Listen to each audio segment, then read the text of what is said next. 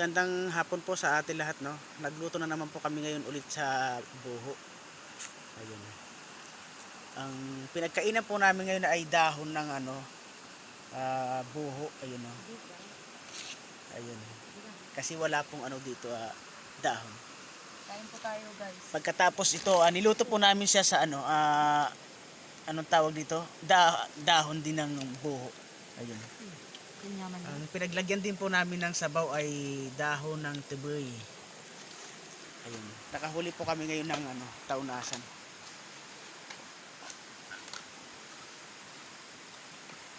Ayun. Tingnan po natin. Masarap. Parang may star margarine. Ano yan? Saan yung taunasan dyan? Ito sa po. Ayun. Ito yung mga taunasan. Igat ang tawag dyan. Ito. Ito so. Ayan. Tikman mo nga madam yung igat kung anong lasa. Masarap yung igat. Oh. Yun ang paraw o ulang. Hipon. Tikman nyo daw gusto yung igat. Tikman nyo kung may lasang asin yan. Kasi wala tayong asin, no? Nilagyan lang natin na siya ng patis. Tikman nyo. Masarap po.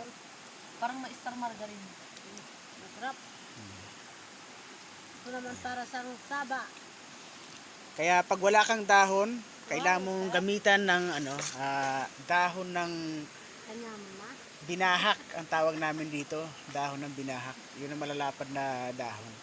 Kaya simpleng buhay lang ang pag nasa... namin, taunasan, para sa saba.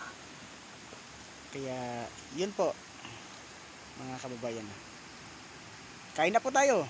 Masarap ang ulam. Kain na, Sumusubo na.